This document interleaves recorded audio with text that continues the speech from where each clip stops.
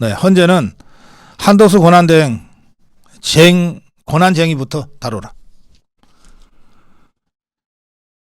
네, 한덕수 권한대행이 탄핵되면서 권한대행의 권한대행 체제가 현실화됐는데 이 거야 종북주사파 더불어민주당 이재명 세력의 마구잡이식 탄핵으로 행정부가 사실상 형해화되고 상권 분립이 완전히 무너졌어요. 특히 종북주사파들은 탄핵이 인용될 때까지 시간이 걸리는데, 그리고 대부분 한 번도 제대로 인용이 안 됐는데, 그러나 일단 탄핵시켜 놓으면 직무는 정지시킬 수 있다는 점을 노린 아주 야비하고 사악한 탄핵몰이를 해왔다고 하는 지적들을 많이 합니다. 국정은 이미 마비 상태에 가깝죠. 이 재난대책에 전혀 경험이 없는 최상목 권한대행이 중대본을 이끌 수밖에 없는 이 상황을 누가 만들었습니까? 더불어민주당 종북주사파 이재명 세력이 만들었지 않습니까?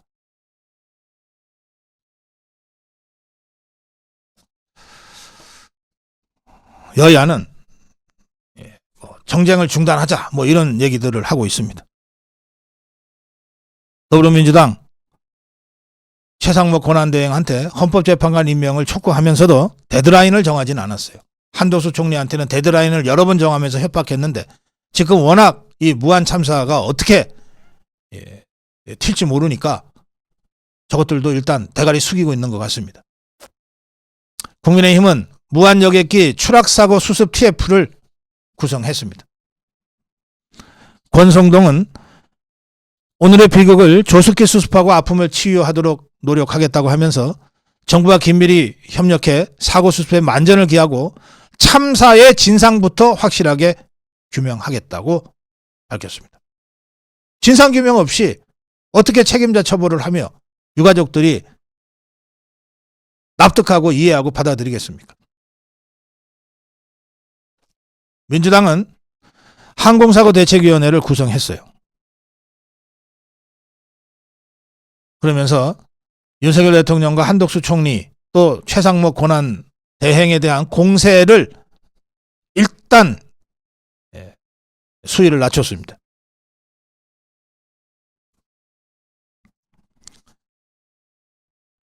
민주당이 지금 사활을 걸고 있는 헌법재판관 임명 압박, 협박, 이것도 며칠 동안은 하면 안 된다고 하는 내부의 위기적 인식이 있는 것 같습니다. 이런 상황에서 국민의힘은 한덕수 권한대행의 탄핵소추 효력을 다루는 권한쟁의 심판 청구서를 헌재에 제출했는데, 여기에 따르면 국회가 지난번에 탄핵 의결한 것은 국무총리 직무에 대한 탄핵이지 대통령 권한대행에 대한 탄핵은 아니므로 대통령 권한대행으로서의 직무 권한 행사는 계속 유효하지 않느냐라고 하는 취지의 주장을 펴고 있습니다. 자, 이 문제 관련해서 아시아투데이는 사설에서 이렇게 주장하고 있습니다. 대통령 탄핵에 이은 대통령 권한대행의 탄핵이라는 초유의 사태 속에 대형 참사가 발생했다. 최상목 권한대행의 권한대행은 경제를 챙기기도 바쁘지만 이런 상황에서 무한으로 향했다. 이런 비정상을 하루빨리 종식하기 위해 더불어민주당은 탄핵 폭주를 멈춰라. 그리고 헌법재판소는 속히 한덕수 권한대행에 대한 탄핵 의결의 권한쟁의 심판부터 서두르라. 최상목 권한대행이 대통령 권한대행을 맡게 됐지만 아직 결론이 최종적으로 난 것은 아니다. 국민의힘이 대통령 권한대행에 대한 탄핵 의결 정족수가 대통령이 준하는 제적위원 3분의 2 이상을 충족하지 못했으므로 원천 무효라고 하는 효력정지 가처분 신청과 권한쟁의 심판 청구를 헌법재판소에 했기 때문이다.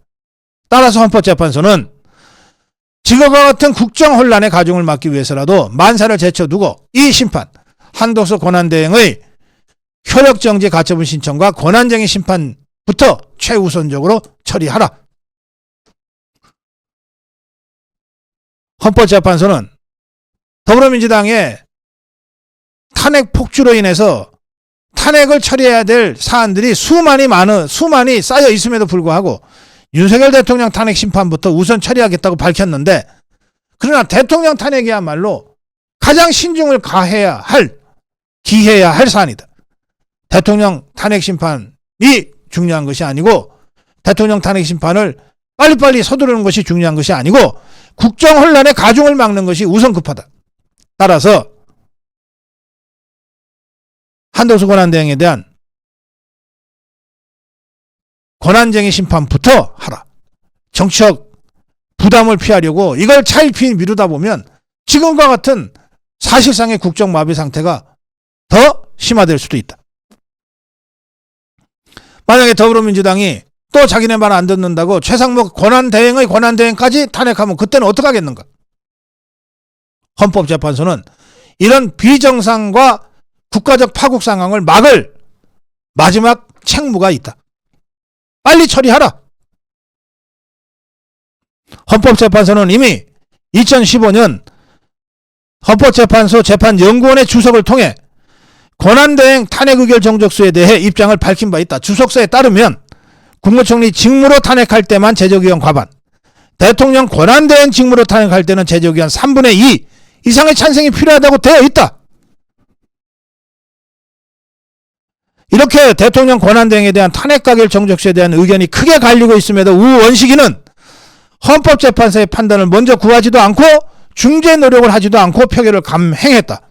이로 인해 초래된 국정혼란의 가중과 국민적 피해를 지금 당장 우리는 무한 참사를 통해서도 보고 있지 않은가?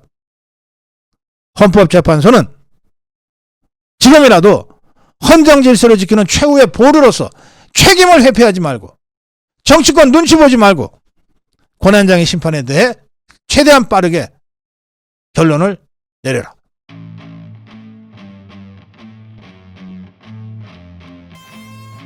인해전술과 각계격파에 농락당하지 않아야 한다. 이게 뭐 거의 그 좌파들의 인민재판 같은 일이 부산에서 벌어졌습니다. 부산에 지금 국민의힘 부산 시당위원장을 박수영이 하고 있습니다. 재선 의원이죠. 이 박수영이 그 당협 사무실에서 민원인과의 만남을 하고 있었는데, 민원인으로 가장한 이 좌파들이 들어가서 이 박수영을 협박하기 시작했어요. 그러면서 실랑이가 벌어졌고, 그 소식을 듣고 인근에서 집회하던 좌파들이 때로 몰려들어서 뭐 거의 한 5천 명 가까이가 이 박수영 의원 사무실을 에워싸는 바람에 박수영이 현재 국회의원입니다. 9시간 동안 사무실에서 사실상 감금당하다시피 된 사건이 어제 그저께 벌어졌습니다. 이 자들은 이곳이 부산의 남태령이다. 그러면서 윤석열 구속, 즉각 탄핵 등의 구호를 외치면서 박수영을 협박했는데, 뭐 그 과정에서 어쨌든 그 좌파 난동 자들의 대표격인 자들하고 뭐 박수영이 뭐 몇 가지 대화도 했다 그래요. 내란 사태에 대한 입장을 밝혀라. 이 좌파 난동자들이 박수영한테 계속해서 요구한 게 내란 사태에 대한 입장을 밝혀라는 것이었고, 박수영은 이렇게 답변했습니다. 내란죄는 헌법재판소로 가 있다. 헌재가 결정할 때까지는 무죄 추정의 원칙이 적용된다. 무죄 추정의 원칙이 적용된다. 이런 입장을 견지했다고 합니다. 그러면서 경찰을 불러서 질서 유지 요청도 했습니다.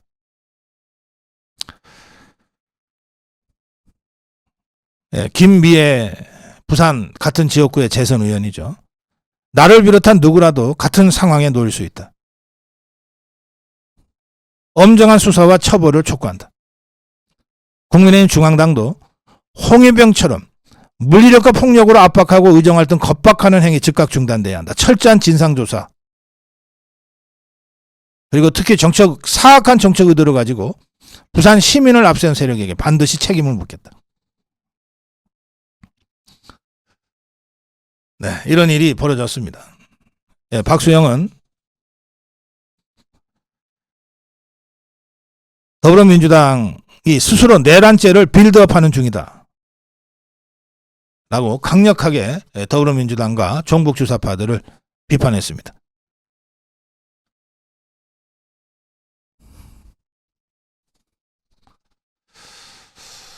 박수영의 사무실 점거 사태를 보면서 부산 지역에서 활동하는 우리 자유파 애청자께서 이런 글을 보내셨습니다.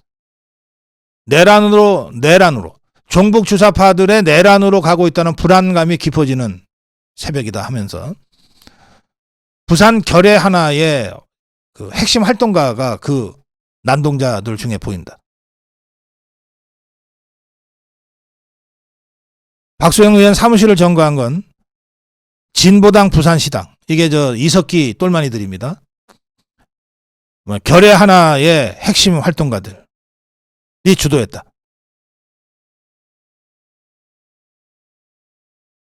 박수영을 타격 대상으로 삼은 정치 테러다.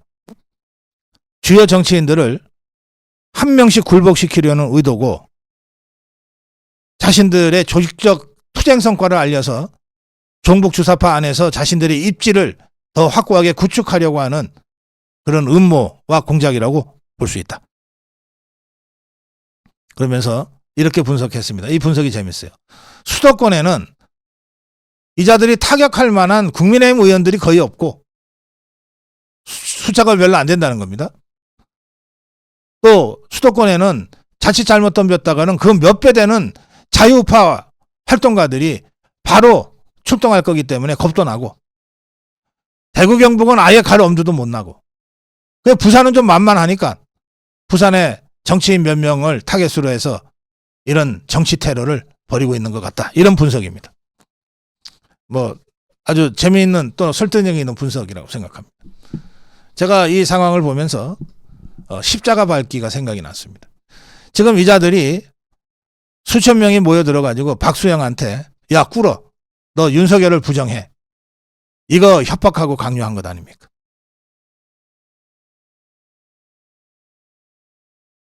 조선 말에 천주교 탄압 때 십자가 그어놓고 십자가를 밟고 가. 하나님을 부정해. 그러면 살려줄게.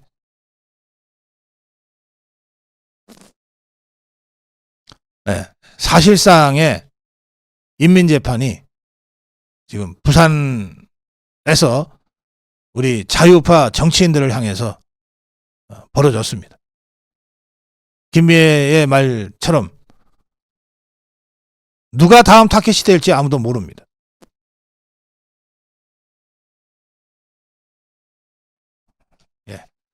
저 종북 주사파들의 인해전술, 각계격파, 인민재판, 이것에 이거 박수영 쪽의 일인데 네, 바로 그렇게 생각하는 순간 바로 당신도 그 다음 타겟이 될 수 있습니다. 나한테 가해진 정치 테러다. 나한테 가해진 여론재판, 인민재판이다. 라고 생각하고 공동대응과 철저한 추적을 통한 사법처리에 총력을 다 해야 될 것입니다. 다음으로 가겠습니다.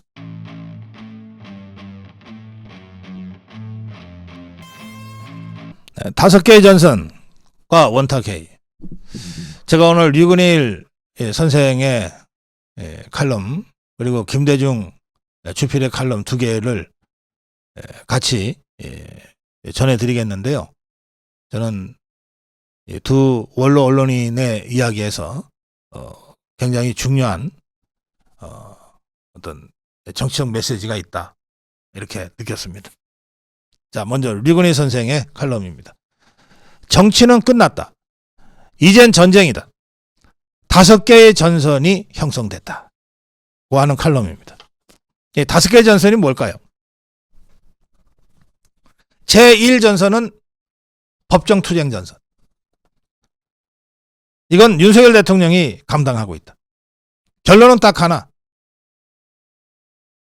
이재명이를 하루라도 먼저 감방에 보내면 윤석열 대통령이 이긴다. 이 전선이다.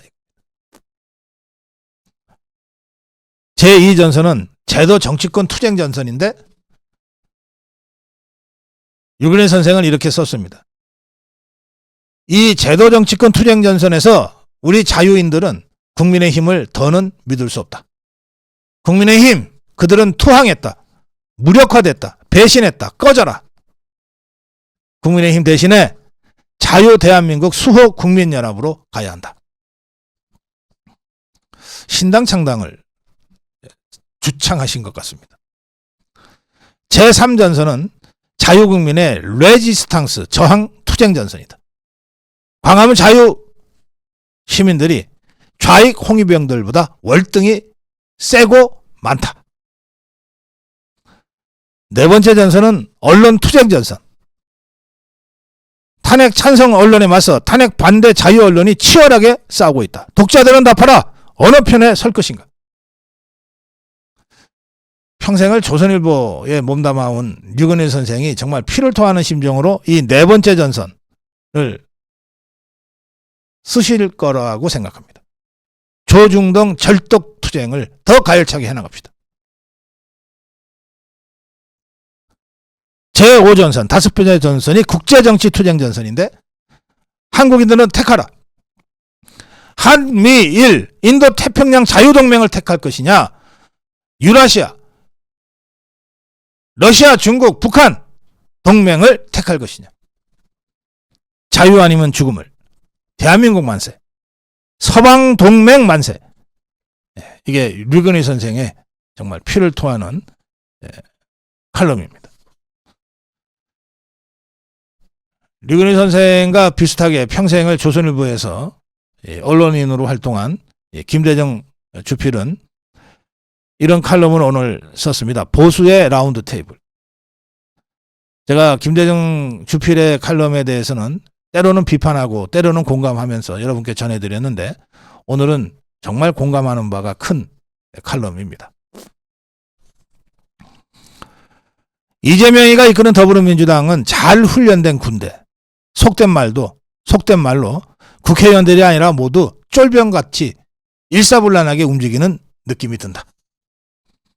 문제는 저 170여 명 가까운 국회의원들을 누가 이렇게 병정 놀잇감으로 만들었는가이다.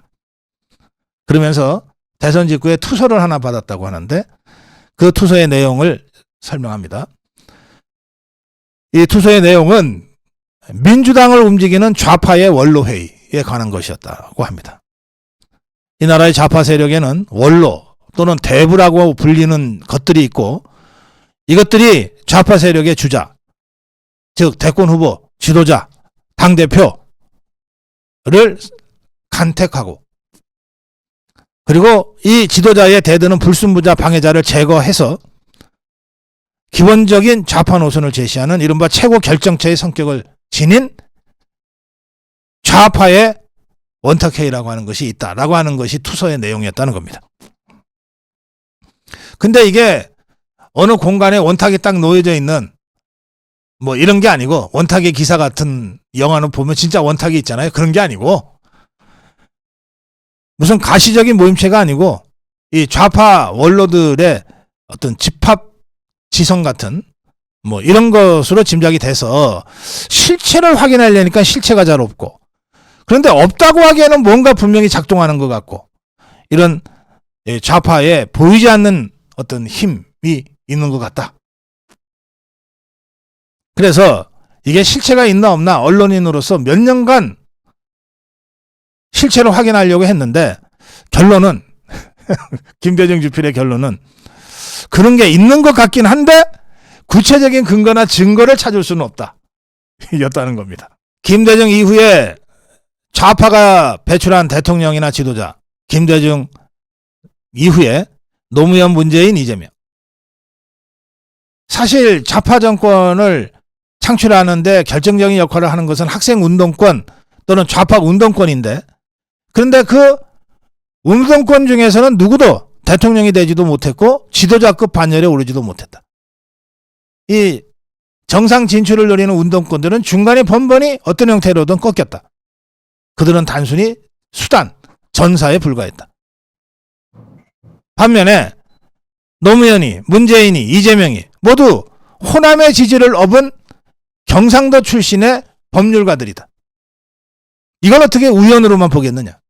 뭔가 가이드라인이 작동하고 있다고 보는 것이 상식에 맞지 않겠느냐. 특히 이 중에서도 이재명의 등장과 상승은 놀랍다. 너무 급속하고 너무 전격적이었다.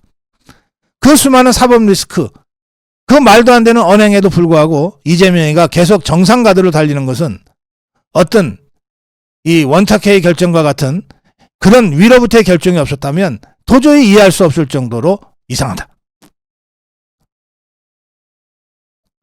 원로회의가 실체가 있냐 없냐가 중요한 게 아니라 딱 손에 잡히는 증거도 실체도 없으면서도 뭔가 이런 일사불란한 체제가 작동되고 있다는 것, 그 사실이 너무나 무섭고 두렵다. 그러면서 이제 김대중 주필이 이렇게 제안합니다. 자, 우리 보수 우파는 어떤가? 좌파와 비교하기 어려울 만큼 질서가 없다. 난장판이다. 서로 원수처럼 대립하고 있다. 대통령 따로, 당 따로, 정부 따로, 용산 따로, 원로 따로, 신찬 따로, 친윤 따로, 친한 따로, 원내 따로, 원외 따로.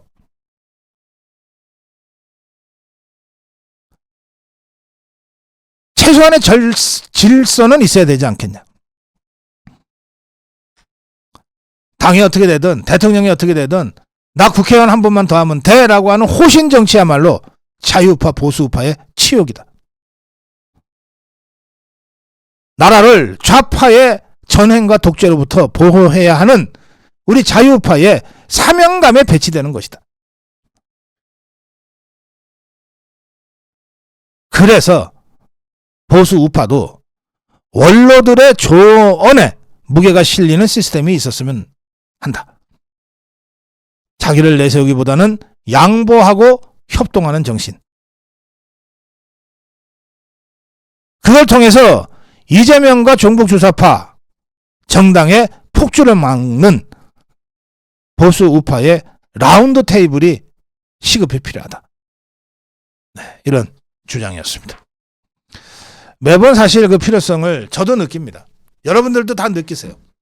현실화되지 못해서가 문제입니다. 제 딴에는 이런 자유파의 원탁회의를 여러 차례 공개적으로도 문제를 제기하고 필요성을 제기하고 또 뭐 물밑에서 좀 뛰어다니기도 해봤는데요.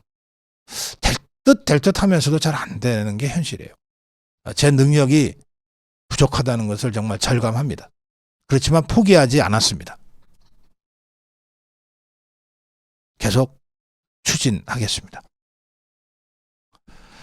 네, 정론 1침이었습니다.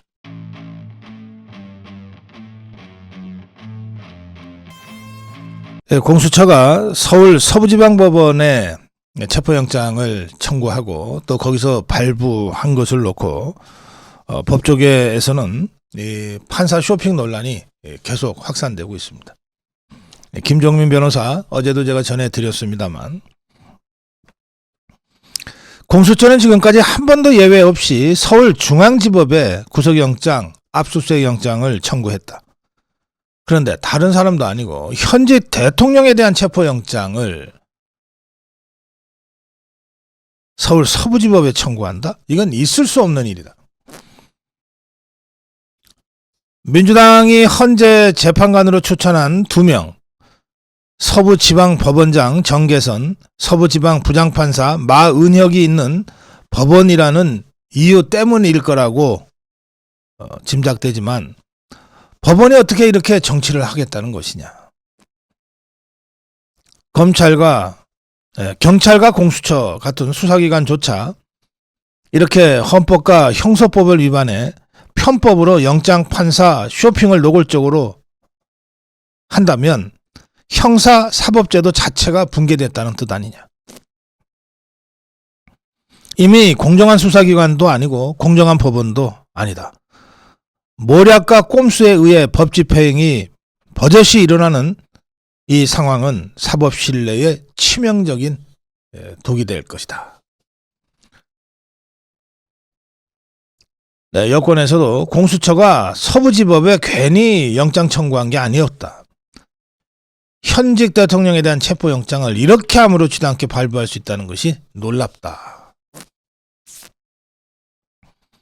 어제 대통령 관저 앞을 지킨 자유파 집회에 윤상현이 다시 나타났습니다. 이 자리에서 윤상현 의원은 저는 오늘 사법부에 대해 엄청난 분노와 통탄함을 가지고 있습니다. 대한민국 헌정사상 처음으로 현직 대통령에 대한 체포영장이 발부됐습니다. 이 모든 게 원천적으로 무효고 불법입니다. 이렇게 주장했습니다. 그러면서 공수처의 주특기가 바로 출국 금지인데 비상계엄 일주일도 안 돼서 윤석열 대통령에 대한 출국 금지를 요청했다. 그런데 이재명이를 보라. 12개 혐의, 5개 재판받고 있지만 출국 금지가 되어 있지 않지 않느냐. 이재명이 더 돼 있지 않은 출국 금지를 그래 대통령에게 할 수 있다는 뜻이냐. 이렇게 강력하게 공수처를 성토했습니다. 판사 쇼핑으로 불법적인 체포영장을 발부받고 그리고 이걸 가지고 경찰을 앞세워서 집행하는 체포쇼를 벌이겠다는 것이 지금 공수처의 사악한 구상이고 그렇게 쇼를 몇 번 하다가 도저히 자기들은 못하겠다고 물러서면 그때는 민노총이 지그들이 가서 직접 대통령을 끌어내겠다고 지금 협박하고 있는 이 상황입니다. 이 상황을 몸으로 저지하기 위한 한남동 대통령 관저 앞에 우리 자유파 집회가 어제부터 시작됐습니다. 이 불법 체포 영장 집행을 완전히 막아낼 때까지 한남동 관저 앞 자유파의 집회 투쟁은 계속돼야 합니다. 네, 다음으로 가겠습니다.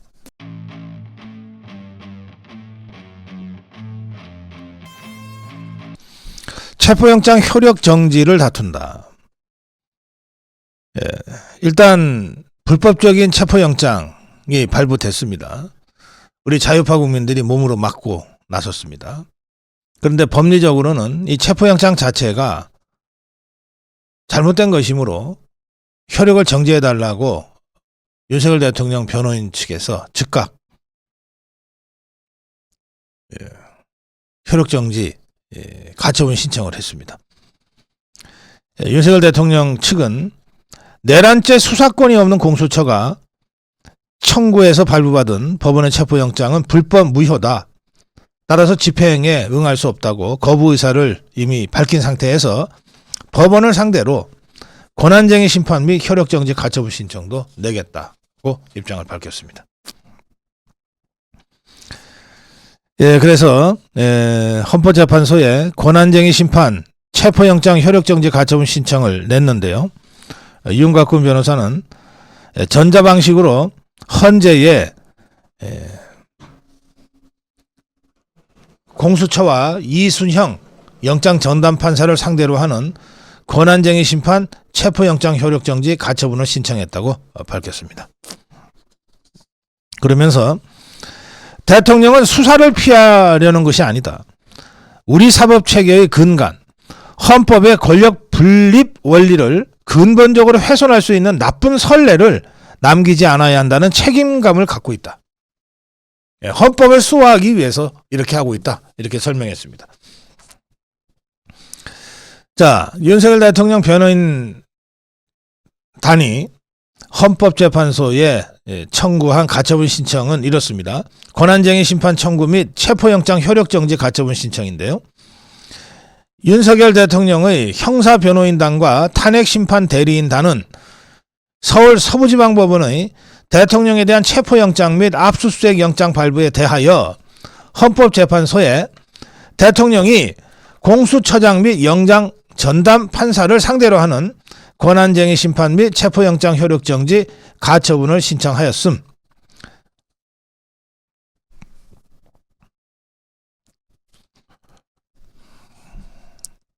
청구 이유로 이렇게 설명합니다. 수사권 없는 공수처에 권한 없는 영장 청구와 대통령 고유 권한인 비상계엄 선포에 대하여 내란죄로 체포영장 발부하여 대통령의 헌법 수호와 비상계엄 선포 권한을 침해했다는 이유로 신청을 했고요. 대통령은 이번 비상계엄 발동 사유로 헌법수호 책임이 그 동기와 목적임을 밝힌 바 있고, 따라서 이번 사태와 관련한 일련의 대통령에 대한 사법 절차 역시 헌법 정신과 원리에 부합하게 이루어져야 한다는 일관된 입장을 갖고 있으며, 이것은 윤석열 개인이 아니라 대통령제 하에서 앞으로 지속될 대한민국의 후임 대통령들을 위한 중요한 선례가 된다는 점에서 치밀한 법리와 긴 장래를 보고 신중하게 결정되어야 한다는 입장을 갖고 있다. 그간 공수처 수사는 수사기관의 적격성 문제, 수사권의 존부 등이 있어 형사법 체계에 따른 상식적 법리에 따르면 법원이 영장 발부에 신중할 것으로 생각하였고, 또 보다 근본적인 헌법상 권한 행사에 따른 사법심사 대상 제외의 문제는 헌재에서 다투겠다는 입장이었으나, 유감스럽게도 법원의 영장 발부가 있었기에 부득이 현 단계에서도 권한쟁의 심판을 통해 법원의 사법 개입에 대한 기준과 한계를 헌법적으로 정리하고 가야 할 필요성이 있다고 판단하기에 이르러서 신청을 한다. 이렇게 설명했습니다. 그러면서 대통령은 수사를 피하는 것이 아니라 우리 사법체계의 근간과 헌법의 권력분리 원리를 근본적으로 훼손할 수 있는 나쁜 선례를 남기지 않아야 한다는 책임감을 갖고 이 소송에 임하고 있다. 이렇게 밝혔습니다. 자, 네, 다음으로 가겠습니다.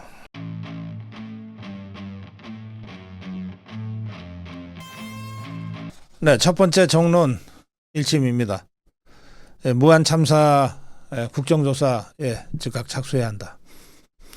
지금 제가 이 참사가 난 직후부터 이거는 무한 참사로 불러야 한다. 그리고 김대중, 이재명의 좌파 적폐가 만들어낸 인재로 보아야 한다. 이렇게 주장을 했습니다. 전 지금도 그 생각에는 변함이 없습니다. 이 무한 참사를 조사를 하다 보면 1999년에 말도 안 되는 이 황당한 입지에 공항을 밀어붙인 김대중 일파들의 그 역사적 죄상들도 당연히 드러나게 될 것이고요.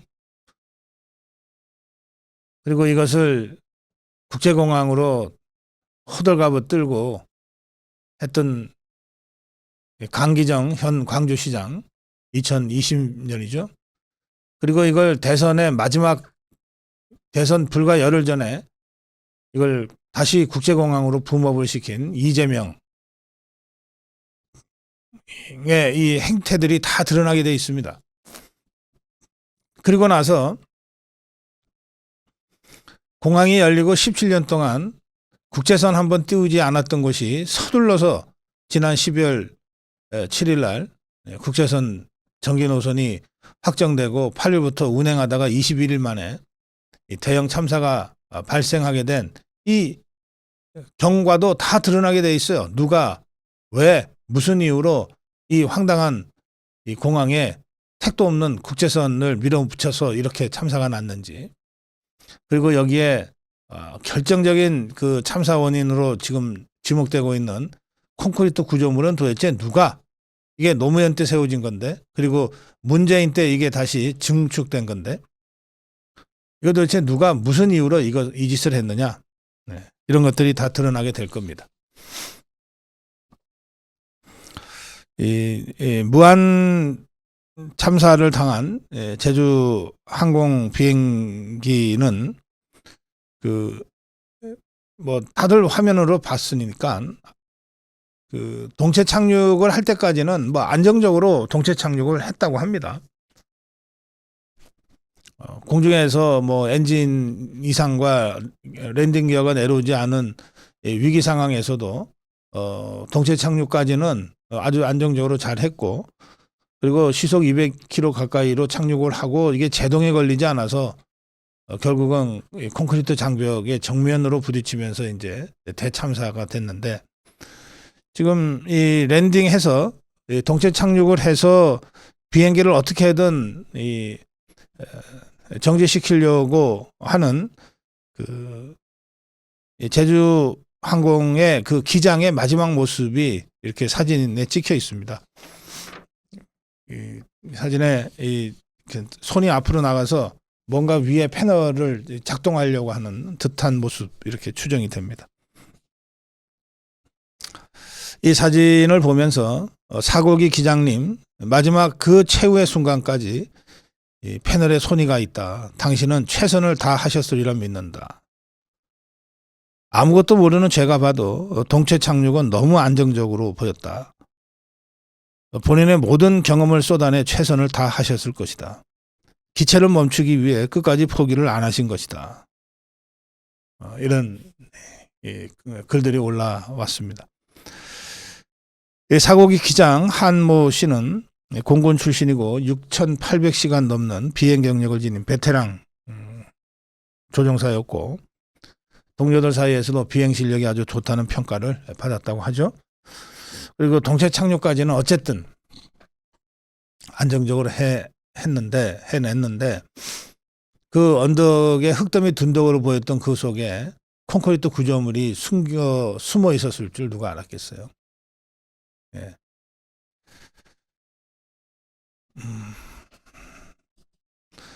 이 비행기 사고의 원인을 밝히는데 결정적인 역할을 하는 그 비행 기록 장치가 있습니다.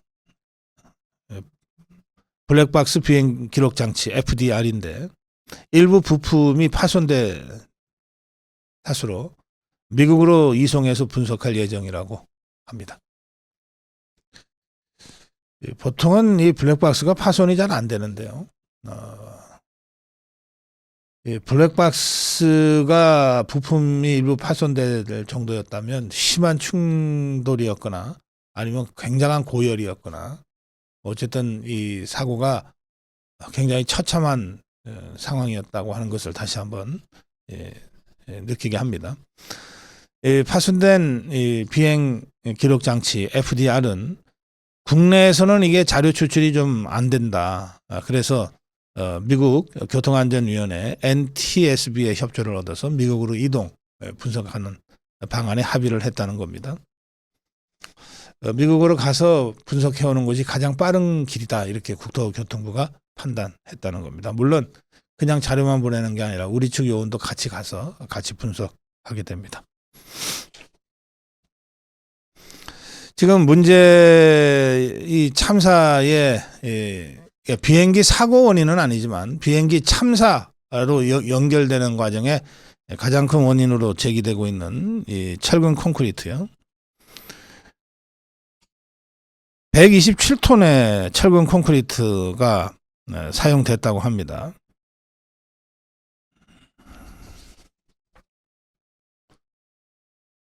(2021년) 문재인 때죠. 한국공항공사 무안국제공항 계기 착륙시설 현대화 사업 물량 내역서에 따르면 127톤 분량의 철근 콘크리트가 주문이 됐어요.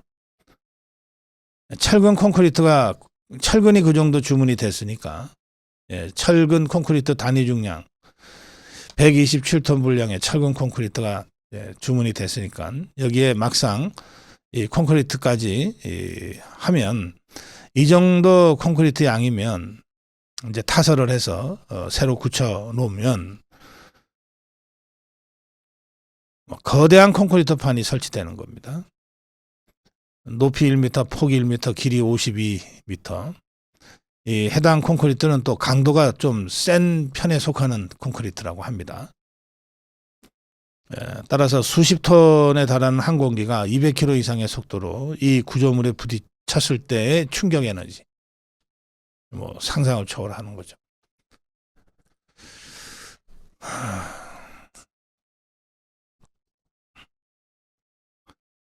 한국공항공사는 이 로컬라이저를 부서지기 쉽게 설계 제작하라는 지침을 안테나와 철탑 관련 공사 부분에만 명시했고, 이 안테나나 철탑을 지지할 밑에 콘크리트 구조물에는 그런 것들을 얘기를 하질 않았다고 하는데,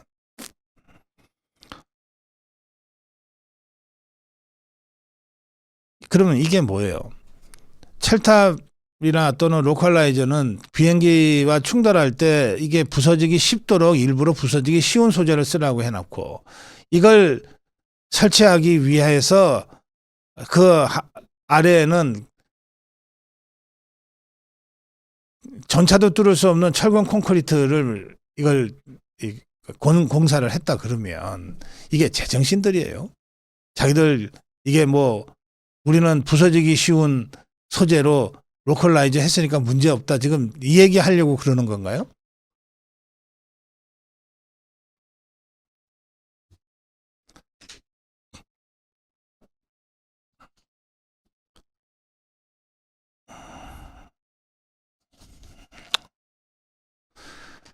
네. 참. 그리고 이 무안을 보니까요, 이 콘크리트 둔덕 위에 로컬라이저와 함께 조명 시설도 함께 설치되어 있었다고 합니다. 로컬라이저하고 조명 시설은 다른 겁니다. 로컬라이저는 여기가 공항이다라고 하는 것을 표시하는 신호등이고요. 조명은 이게 주변을 비추는 거잖아요. 이것들이 정말 그냥 대충 해놓은 거예요. 로컬라이저도 뭐 하여튼 설치하라니까 하고, 근데 이게 바람에 흔들려서 어떻게 좀 잘못될까봐, 야, 콘크리트로 구조물을 세워서 그 위에다 갖다 박어. 그러면 아무리 바람이 불어도 꼼짝 안 할 거야. 뭐 이런 식으로 한 거예요. 조명? 야, 그 조명 저 콘크리트 구조물 세워놨잖아. 거기 설치하면 간단하네. 이 조명은 어프로치, 활주로 시작과 끝을 알리는 어프로치 라이트가 있고, 그다음에 안개가 낄 때 시야를 확보하기 위한 어프로치 시퀀스 라이트가 있는데, 이 둘 다 이 조명 시설 설치돼도 모두 쉽게 부러지는 이런 구조로 만들어야 한다고 되어 있습니다. 그리고 로컬라이즈와 조명 시설을 함께 두는 경우는 거의 없어요. 그런데 이걸 함께 두다 보니까 이게 뭔가 지탱하는 거가 보통 구조물로는 안 된다 싶어서, 그래서 이거 콘크리트 둔덕을 만든 것 아니냐, 역으로 그런 의혹까지 지금 제기되고 있습니다. 국토부는 이와 유사한 콘크리트 둔덕이 딴 데도 있다는 거잖아요. 여수공항, 광주공항, 청주공항, 포항, 경주공항, 비슷한 콘크리트 둔덕이 설치되어 있다는 지적이 나오자 전국 공항에 대한 전수조사에 들어갔다고 합니다. 자, 이게 지금 언론이 무안 참사를 어느 사이엔가 제주항공 참사 또는 제주 여객기, 제주항공 여객기 사고 뭐 이런 식으로 지금 표현하면서, 문재인이에서 김대중이한테서 시작이 돼서 문재인이 거쳐서 이재명에 이르기까지 이 좌파들이 20여 년 넘게 뜯어먹으면서 쌓은 적폐, 그로 인해서 만들어진 예고된 인재, 이 구조를 지금 덮어버리려고 지금 하고 있거든요. 그래서 저는 이 문제와 관련해서 국민의힘에서 빨리 국정조사 주장을 해야 된다고 생각합니다. 이런 거야말로 국정조사 해야 되지 않아요?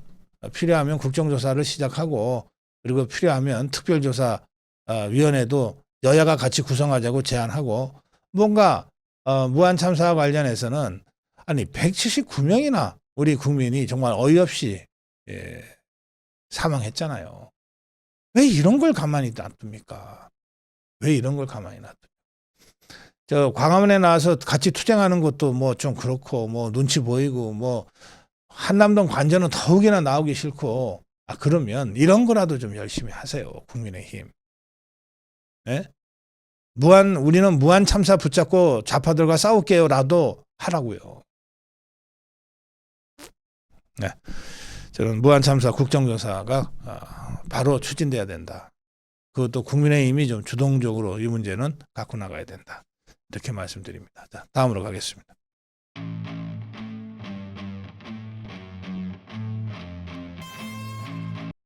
네. 코리아 정보 리서치가 천지일보 의뢰로 여론조사를 해서 발표를 했는데 윤석열 대통령 지지율이 36.1%를 넘었다고 발표가 됐습니다. 36.1%. 또 44%가 탄핵이 국익에 도움이 되지 않는다고 생각하는 것으로 조사됐습니다. 보수층이 결집할 뿐만 아니라 중도층에까지 이러한 흐름이 확산되고 있다는 분석입니다. 2030 지지율도 강세를 보이고 있다고 합니다.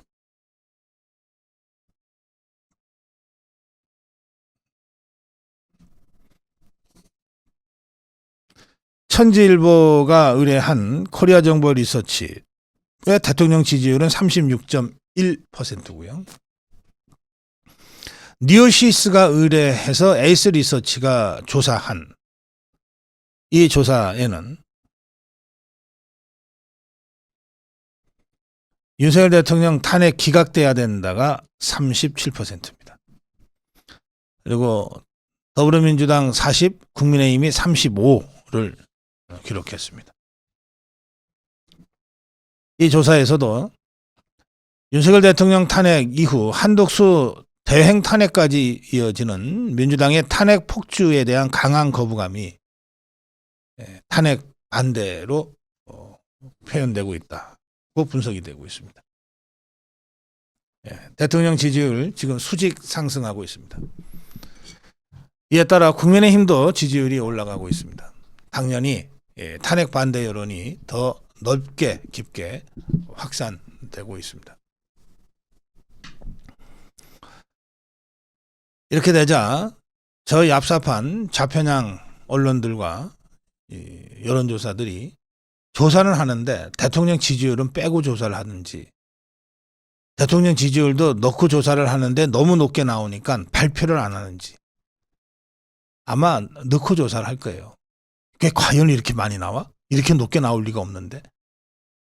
그러다가 지지율이 떨어지는 걸로 조사가 되면 봐라 그러면서 아마 그거 바로 발표할 겁니다. 그래서 우리가 여러 차례 겪습니다만 저 좌편향 언론과 짜고 좌편향 여론조사 회사들이 여론 조작질을 수없이 많이 해오지 않았습니까? 이것에 대응하는 그나마 효과적인 방법은 우리 자유파가 조사를 하는 거예요. 자유파가. 네.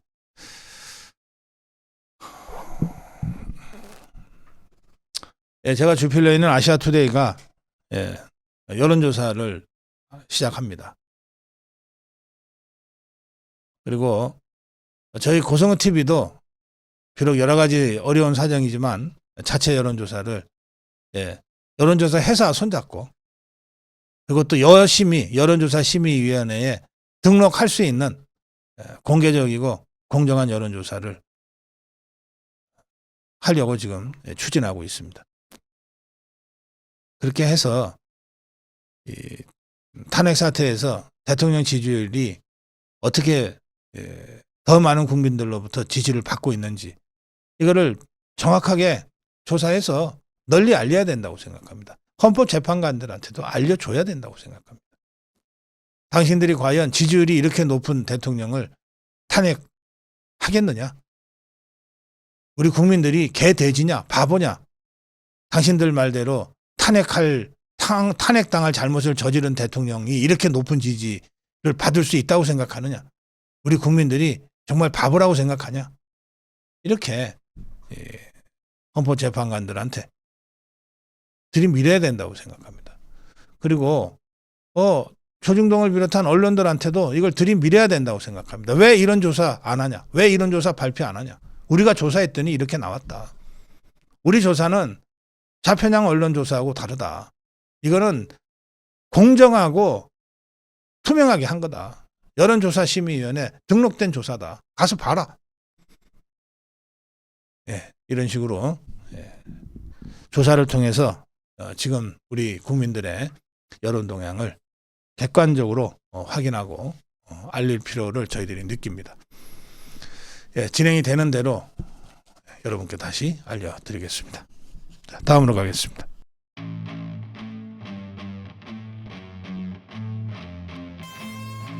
네, 최상목 배신의 끝, 마은혁이도 임명할지 모른다.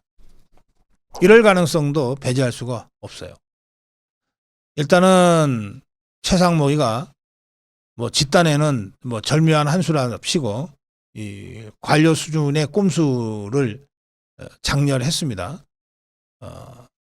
여당 몫의 조한창, 야당 추천한 정계선이 요 딱 둘이만 임명했고, 이 극좌파로 보이는 마은혁이는 임명을 안 했기 때문에 이제 그럼 마은혁이는 끝났다, 이제 이렇게들 보는 것 같은데, 마은혁이 이자가 극좌파, 종북주사파, 좌파들이 꼭 헌법재판관으로 임명하고 싶어하는 자인데 이자가 포기할 리가 있습니까? 자기는 국회 청문까지 다 거쳤고 표결까지 지나야 끝났으니까 사퇴할 리가 없죠. 계속해서 임명하라 그러고 있겠죠. 자, 지금 이 헌법재판소는 이 법 자체가 좀 이상하게 돼 있어서 뭐 지금 그 법을 따질 상황은 아닙니다만, 어떻게 돼 있냐 하면 7명 이상이면 심리를 할 수 있다. 헌법재판소의 재판관이 7명 이상이 심리를 해야 된다. 그 다음에 탄핵 심판의 경우에는 6명 이상이 찬성하면은 탄핵 파면이 된다, 인용이 된다, 이렇게 돼 있어요. 6명 이상 이렇게 돼 있어요. 그러니까 지금까지 6명이었을 때는 그중에 1명만 반대해도 5명밖에 안 되잖아요, 찬성이. 그래서 기각되는 거였어요. 근데 이 최상목이 이자가 2명을 덜렁 더해서 8명이 됐기 때문에 이제 8명 중에서는 6명이 찬성하면 그냥 표결 찬성이 되는 거예요. 그럼 이걸 막으려면, 6명이 찬성 못하게 막으려면 3명이, 8명 중에 3명이 반대를 해야 찬성이 5명밖에 안 되잖아요. 그러니까 6명일 때는 1명만 반대해도 기각을 시킬 수 있었는데 8명이 되는 바람에 3명이 반대해야 기각을 시킬 수 있게 된 거예요. 훨씬 불리하게 된 겁니다. 그럼 9명이면 어떻게 되냐? 9명이면 9명 중에 6명이 찬성하면 되니까 9명이 됐을 때는 반대를 하려면 반대가 4명은 있어야 기각을 시키는 거예요. 하여튼 찬성을 5명 이내로 묶어놔야 기각이 돼요. 정원이 늘면 늘수록 반대표가 더 많이 필요한 거예요. 6명일 때는 1명만 반대해도 됐는데 8명이 되니까 3명이 반대해야 되고, 이게 정원 9명이 되면 4명이 반대해야 기각을 시킬 수가 있어요. 자, 하여튼 이렇게 돼 있습니다. 지금 이게 뭐 이 법이 잘못됐냐 잘 됐냐 뭐 이런 거 따질 계제는 아니고요. 그러니 지금 제가 어제도 논평했습니다만, 현재까지는 더 어려워졌지만 포기할 상황은 아니다. 3명의 반대가 있을 수 있다. 뭐 되게 제가 사람 이름까지는 얘기 안 했지만 이제 그렇게들 보는데, 그런데 여기에 이 최상목이 이자가 나 마은혁이도 임명할래 해버리면 이제 9명이 돼버리잖아요. 그리고 가장 확실한 좌파가 하나 더 들어가는 거 아니에요. 그러면 이제 4명이 반대를 해야 되는 거예요. 최상목이가 지금 해놓고 지금 배신을 했는데, 그런데 이 최상목이한테 더불어민주당이 야, 너 인마 배신했잖아. 막 배신한 김에 좀 서비스 좀 해봐. 경호처한테 저 막지 말라고 명령해. 지금 이렇게 이 사주하고 있는 거 아니에요. 그러면 종북주사파들이 그렇게 사주하는데 뒤로는 실제로 종북주사파들이 이 최상목이를 통해서 이게 지금 탄핵 안 시키고 내버려 두겠다는 거니까 내버려 두면서 최상목이를 이용해서 진짜로 하고 싶은 일이 뭐냐? 마은혁이까지 헌법재판관 임명하는 걸 거예요. 저는 최상목이가 갑자기 내일 모레쯤 돼서 아니, 생각해보니까 그 사람도 청문회 통과한 사람이고, 경과보고서까지 다 채택이 돼서 내가 그 사람 거부할 일이 없는 것 같은데 하고 임명해버리면 그냥 끝나는 거예요.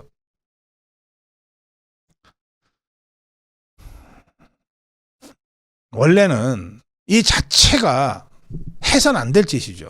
아니, 배신이란 차원을 떠나서 여러 차례 말씀드렸습니다만,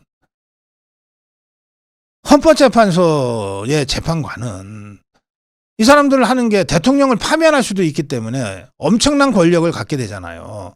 그러니 우리나라의 국민투표를 통해서 그 민주적 정당성이 딱 모아져 있는 대통령, 그리고 또 다른 이 국민투표를 통해서 민주적 정당성을 나눠 갖고 있는 국회, 이건 국민들이 직접 뽑았기 때문에 그 민주적 정당성이 있잖아요. 국회의원들은 300분의 1이라는 민주적 정당성이 있고, 따지고 보면 대통령은 그 자체로 100% 한 몸이 그 민주적 정당성을 표현하고 있잖아요. 이런 국민이 직접 선출한 이 민주적 정당성을 가진 대표성 있는 기관의 장을 아무런 민주적 대표성도 없는 헌법재판관 9명이, 그중에 6명이 찬성해서 탄핵한다, 이게 말이 되냐 이 말이에요. 그래서 헌법재판소 자체가 이게 만들어질 때부터 이게 문제가 많이 있었어요. 그러니까 지금이라도 이 헌법재판소의 재판관이 되려면 대통령이 추천을 하든 대법원장이 추천을 하든 또는 국회가 추천을 하든 이 국회에서 청문을 거쳐서 표결 절차를 거쳐서 국회가 민주적 대표성을 어느 정도 만들어주면 여기에 대통령이 임명하는 또 다른 민주적 정당성이 얹혀져서, 그래서 불완전하나마 헌법재판관은 국회가 추천하고 대통령이 거들어서 임명을 해줌으로써 비록 직접 뽑힌 선출된 권력은 아니지만 이런 민주적 대표성이 상당 정도 확보가 됐으므로 이 헌법재판소에서 대통령을 파면하거나 국회의원을 장관을 파면하거나 하는 것이 가능하도록 하자. 이게 비로소 말이 되는 거거든. 자, 그러려면 이게 헌법재판관이 국회의 추천과 대통령의 임명이라는 민주적 정당성의 보완이 필요한 거예요. 그래서 대통령만이 할 수 있다는 거예요. 헌법재판관의 임명은. 권한대행도 한덕수 권한대행이 선출된 권력이 아니잖아요.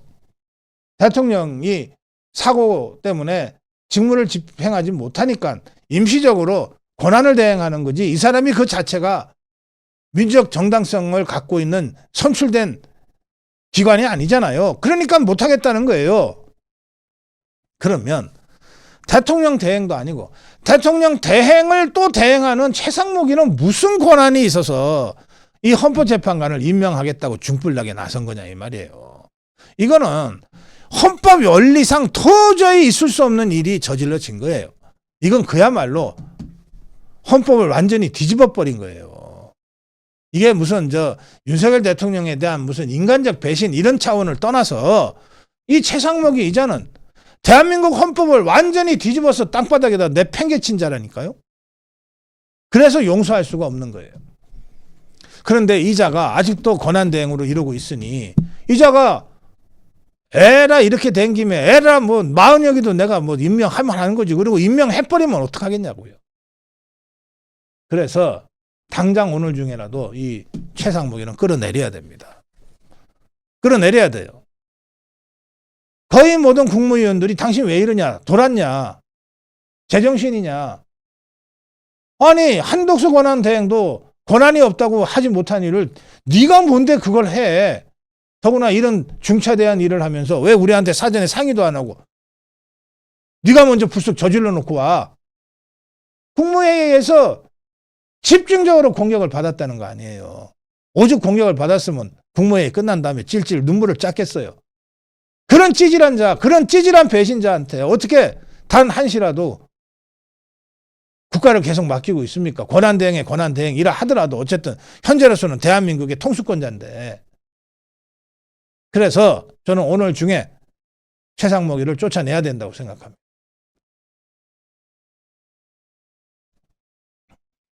이 최상목이가 왜 이렇게 정말 배신을 때리고 있을까? 김무성이다, 유승민이다, 한동훈이다. 그동안 배신 때린 자들은 딱 동기가 하나예요. 대통령 제끼고 지가 대통령 하겠다. 이 욕심이었거든요. 그러면 최상목이 이자도 지가 대통령 하려고 지금 일어나. 도저히 누가 봐도 그런 묻기는 아니잖아요.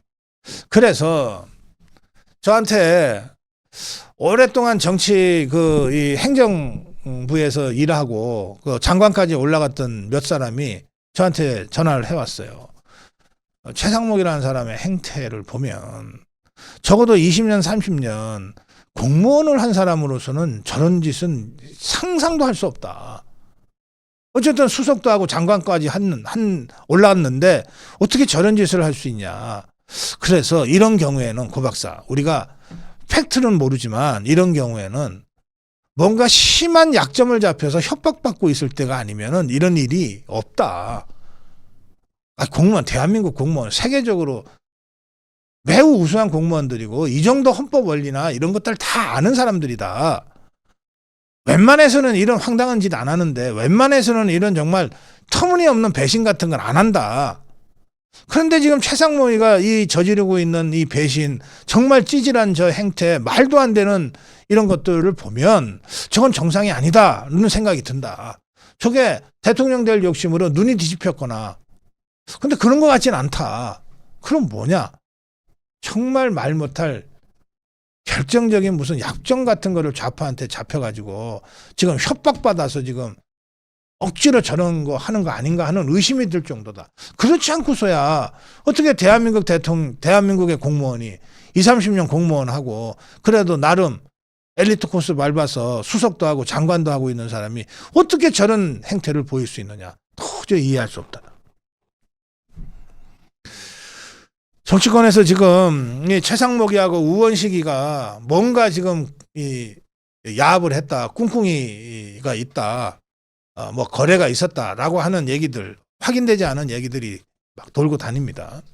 예, 그런 상태에서 이 최상목이의 이 이해할 수 없는 이런 그 배신과 그 거듭되는 이 언행에 대해서는 굉장히 심각한 의심들이 제기되지 않을 수 없습니다. 자, 그런 상태에서 뭐 최상목이가 어떻게든 이거 빨리 쫓아내지 않으면 40여기까지 임명하고 배신을 완성시킬 수도 있어요.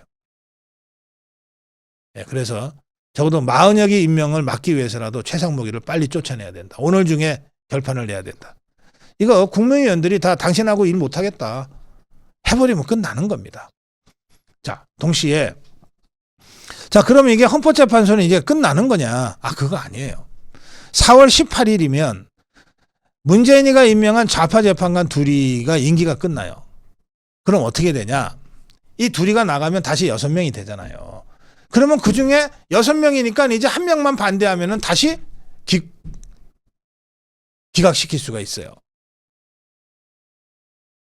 그럼 급해서 그러면 안 되지. 그러면 그럼 대통령이 임명을 빨리 해. 꼭 윤석열 대통령이 권한대행이 임명하면 돼요.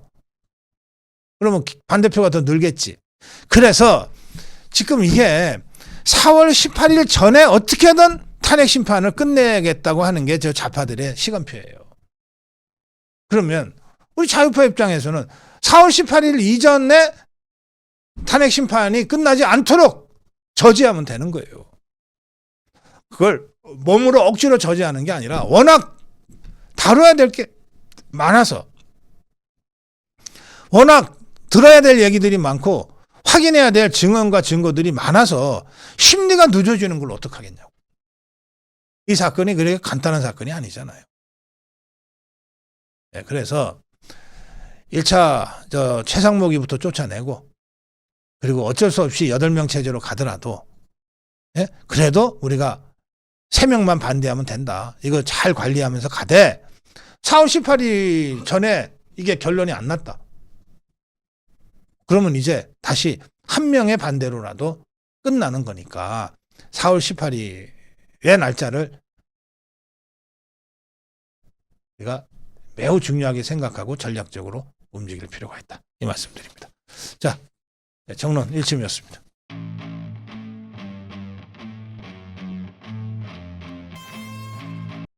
더불어민주당이 내란 선전을 자행한 정치인 8명 그리고 유튜브 4명을 고발한다. 이렇게 기자회견까지 열어서 입장을 밝혔는데 민주당이 고발한 정치인은 권성동, 나경원, 윤상현, 박상웅 현역 의원 4명이고요. 박중화 서울시 의원, 박종철, 정채숙 국민의힘 부산시 의원, 홍유준 국민의힘 울산시 의원 등 정치인 8명입니다.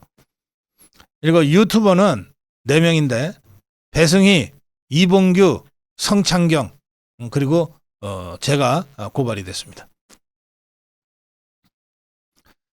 네, 민주당의 주장은 이렇습니다. 최근 비상계엄이 정당하다는 주장을 공공연히 펼치면서 내란 행위를 정당화하고 탄핵을 반대하며 탄핵이 곧 내란이라는 왜곡된 논리를 유포하는 세력들이 기승을 부리고 있다. 내란 행위 및 내란 우두머리 윤석열 대통령을 옹호하는 등의 행위는 형법 90조 2항에 따른 내란 선전죄에 해당한다. 그러면서 민주당은 이 12명 외에도 내란 선전 선동 행위를 일삼는 정치인과 공공인사들 그리고 유튜브에 대해 추가적 법적 조치를 검토하고 있다. 정치인과 유튜브뿐 아니라 커뮤니티, 댓글, SNS 등을 면밀히 모니터링해 민주주의를 위협하는 모든 행위에 대해 끝까지 추적하고 고발할 것이다. 뭐 이렇게 밝혔습니다. 네, 내란 선전 혐의로 고발당한 사람들 중에 나경원 내 입에 재갈을 물리겠다. 어림없다. 뭐 이렇게 응수를 했다고 합니다. 그러면서 내란 범죄 옹호당 민주당이 할 얘기인가? 사람이 6명이나 죽어나갔다고 의심받는 권력형 잡범 이재명 대통령 만들기에 혈안이 된 민주당이 신속한 탄핵에 걸림돌이 되는 것은 모두 치워버리겠다는 것 아니냐. 그럴수록 국민은 이재명만큼은 절대 안 되겠다는 확신을 더 강하게 가질 것이다. 이렇게 한마디 했습니다. 자, 저 더불어민주당이 뭐 내란 선전죄로 정치인과 유튜브를 고발하겠다고 협박하기 시작한 거가 벌써 며칠 됩니다. 제가 고발장을 기다렸는데 고발장이 안 오길래 저것들이 내 이름을 뺐나?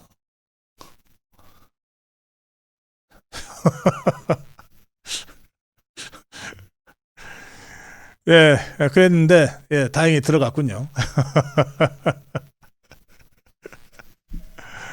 네, 예, 고발 고맙게 받겠습니다. 예.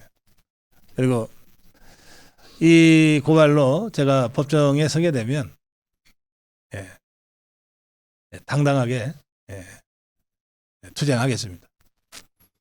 사실은 제가 아침에 새벽에 한남동 대통령 관저 앞을 취재하러 갔더니 저를 제일 먼저 만나신 어두컴컴한 속에서 얼굴을 잘 제가 못 봤어요. 제일 먼저 저를 알아보고 인사하신 우리 자유파께서 그런데 뭐 고발당하셨대요. 뭐 이러고 인사를 하더라고요. 네. 참 저것들 하는 짓을 보면 있지도 않은 내란을 선전했다고 발생하지도 않은 내란을 선동하고 선전했다고 지금 정치인들하고 유튜브들하고 우리 자유파 국민들 지도자들을 지금 고발하겠다는 것인데요. 아니 거기에 겁먹어서 입 다물 사람이 도대체 누가 있습니까? 이게 고발을 남발해서 겁주고 발을 묶고 입을 닫게 하겠다. 이건 이제 종북주사파들이 오랫동안 써온 아주 상투적인 수법인데 하도 써와가지고 이제 아무도 그게 협박인 줄을 몰라요. 그냥 웃깁니다. 자, 정론 1침이었습니다.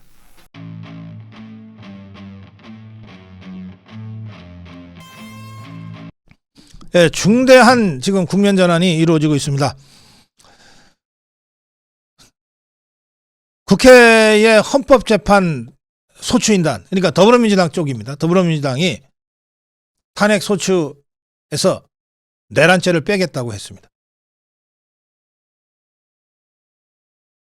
내란죄를 범했기 때문에 탄핵돼야 된다고 주장했던 그동안의 종북주사파들이 그 탄핵의 핵심 사유인 내란죄를 빼고 헌법심리를 하자고 나선 겁니다.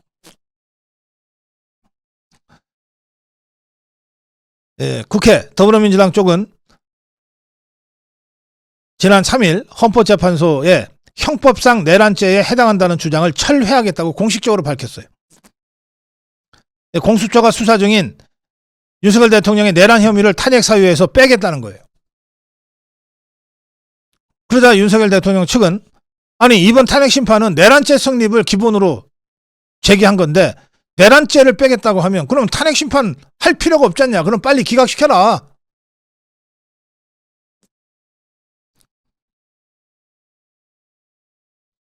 자, 저 종북주사파들이 왜 갑자기 내란죄를 뺀다고 했을까요? 이미 뺀다고 입장을 발표해버렸어요. 헌재가 이 탄핵심판 소추의 핵심인 내란죄를 빼고 헌재 심리를 할지 말지는 이제 헌재가 지금 고민을 시작했습니다. 국민의힘에서는 만약에 국회에서 의결된 탄핵소추 이유서에 그 핵심인 내란죄를 빼겠다고 한다면 그러면 국회에서 탄핵 의결을 다시 해라. 완전히 다른 탄핵 사유가 되는데 이걸 그냥 어떻게 계속 심리를 하겠다는 것이냐. 지금 더불어민주당이 이 내란죄를 빼겠다고 하는 것은 내란죄를 형사소송에 준해서 진행할 경우에 수많은 증인들이 나오고 그렇게 되면 저것들이 생각하는 대로 신속 탄핵 인용이 불가능해질 것으로 봐서 지금 이걸 빼고 그냥 헌법 위반이라고 뭉뚱그려서 지금 빨리 탄핵을 시키겠다는 것인데 표면적인 이유는 그렇습니다만 제가 보기에는 저것들이 일단 탄핵으로 몰아가기 위해서는 내란죄라고 하는 내란죄가 인정이 되면 그 우두머리 숙에는 윤석열 대통령은 사형 또는 무기밖에 없습니다. 이 중범죄인데 막상 이걸 뒤집어 씌워놓고는 제가 이거 누명 씌웠다고 처음부터 얘기하지 않았습니까? 그리고는 이거를 입증할 자신이 없는 거예요. 내란죄라고 하는 게 형법상 딱 정해져 있잖아요. 국헌문란을 목적으로 하고 폭동이 있었어야 되는 거예요. 그걸 무슨 수로 증거를 합니까? 도저히 내란죄는 성립이 안 된다고 저것들도 알고 있는 거예요. 그러니까 탄핵까지는 내란죄로 몰고 왔는데 도저히 이걸로는 법리상 이길 수가 없으니까 내란죄를 빼고 그냥 헌법을 무시했다. 이것만으로 탄핵하자. 8년 전에도 박근혜 대통령이 뇌물 먹은 거 10원 한 장도 밝혀지지 않았지만 어쨌든 헌법수호 의무를 저버렸다고 해서 탄핵하지 않았냐. 그때처럼 그냥 탄핵해 버리면 끝나는 일이다. 이거 한 달도 안 걸린다. 지금 이렇게 밀어붙이고 있는 겁니다. 지성우 헌법학 교수는 아니 이런 식으로 지그들 마음대로 탄핵을 이랬다 저랬다 하면 누구든 언제든 대통령 탄핵할 수 있다는 뜻 아니냐. 구체적인 범죄 혐의가 입증되지 않아도 저 헌법 지킬 생각이 별로 없는 것 같네. 탄핵! 이러면 탄핵된다는 뜻이냐 그러면.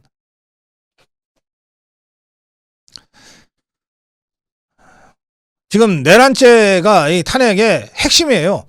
누구나 다 알다시피. 이게 자신이 없는 거예요. 종북주사파들이.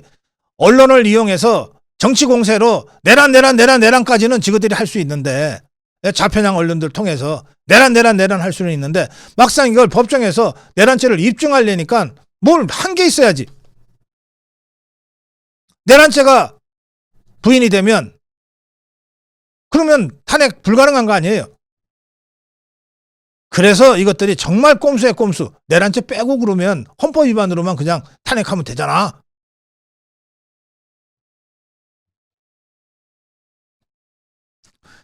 네, 윤석열 대통령 측 입장은 분명합니다. 탄핵 소추 사유 중에 내란죄가 가장 중요하고 본질적이다. 그런데 이걸 뺀다고? 그러면 다시 국회 본회의 열어서 탄핵을 다시 의결을 하든지 아니면 그냥 솔직히 포기해라. 다시 대통령 복귀시키면 된다. 이런 입장입니다. 그러면서 윤석열 대통령 측은 이렇게 헌재다가 주장했습니다. 우리는 소송을 지어낼 생각이 없다. 우리는 하루라도 빨리 윤석열 대통령이 기각돼서 직무에 복귀하길 바라지 시간 질질 끌기를 우리는 원치 않는다. 그런데 어쨌든 저 국회에서 내란죄를 핵심으로 해서 지금 탄핵소추를 했으니 우리는 내란죄를 범하지 않았다는 것을 여러 증인들과 사실관계를 가지고 헌재에서 변론을 할 생각이다. 이게 피고인의 정당한 권리 아니냐.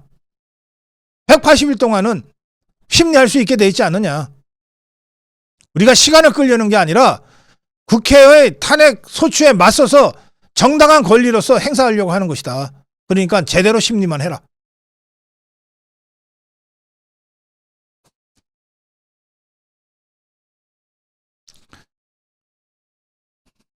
지금 저 시간은 우리 편이라고 제가 처음부터 말씀드렸는데 저 종북 주사파들은 우선 트럼프 대통령 취임 전에 끝내야 되겠다. 이재명이 감옥 가기 전에 끝내야 되겠다. 4월 18일 문재인이가 임명한 좌파 헌법재판관 임기가 다 끝나기 전에 끝내야 되겠다. 이 세 가지 이 타임 테이블을 가지고 있어요.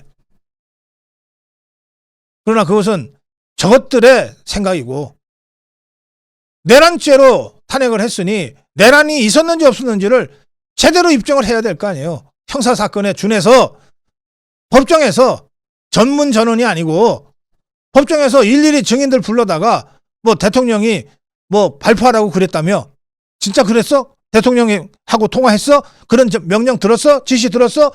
하나하나 물어봐야 될 거 아니냐고. 저것들이 언론 플레이 할 때는 지그들 마음대로 떠들어 놓고 그리고 나서 이제 불리하니까 우리 내란죄 뺄게.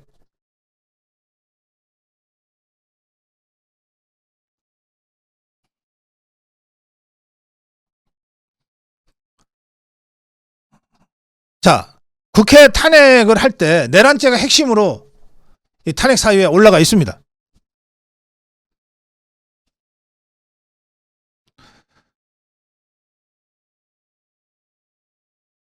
따라서 그것까지 다 보고 국회의원 헌법기관들이 이거는 탄핵이다. 이렇게 했을 텐데 이제 와서 탄핵은 국회에서 통과시켜 놓고 막상 헌법심판에서는 내란죄를 싹 빼? 그러면 국민의힘 의원 중에도 탄핵 찬성한 사람들이 있을 텐데 그 사람들이 당장 나 내란죄인 줄 알고 탄핵했는데 그거 내란죄 뺀다 그러면 난 그건 반대할래 라고 당연히 나올 텐데 왜? 이미 버스 떠났으니까 끝났다고?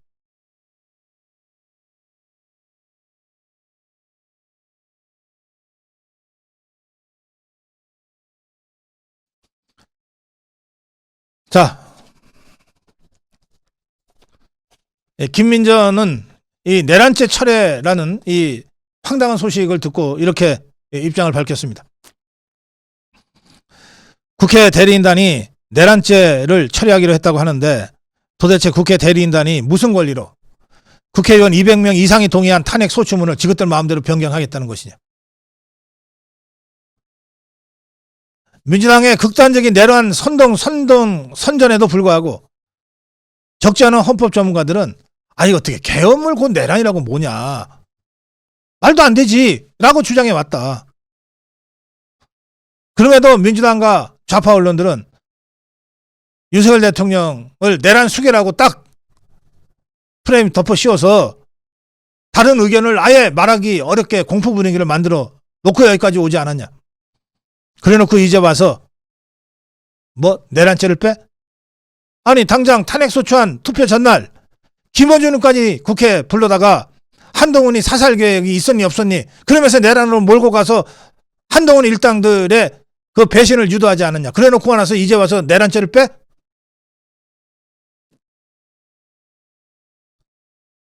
지금 민주당은 자기들이 주장했던 내란죄가 거의 대부분 거짓말이고 허구였다.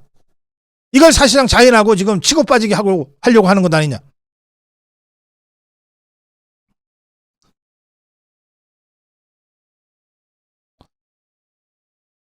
비교해보자면 폭행은 있었는지 없었는지 좀 따져봐야 되지만 적어도 살인은 아니다. 그런데 이걸 살인죄로 기소를 해놓고 난 다음에 살인죄로 기소를 했으니까 이거 살인은 아니니까 무죄가 나올 게 분명하니까 살인죄는 뺄게. 그래서 폭행죄로 다시 바꾼다는 것 아니냐. 더욱 중요한 문제가 있다. 자, 권한대행에 대한 탄핵소추 한덕수 200석 맞추지도 않고 지금 탄핵을 덜렁 해놨는데 그 한덕수 권한대행의 탄핵 사유 중에 핵심이 뭐냐? 내란행위 공모 아니냐? 내란행위 공모, 내란행위 묵인, 내란행위 방조 아니냐? 그걸로 덜렁 한덕수 탄핵해놓고 나서 이제 내란죄를 뺀다고? 그럼 자동적으로 한덕수는 빨리 복귀해야 되겠네. 그럼 한덕수 대신에 권한대행 해갖고 최상무위가 임명한 헌법재판관 2명도 다시 원대 복귀해야 되겠네.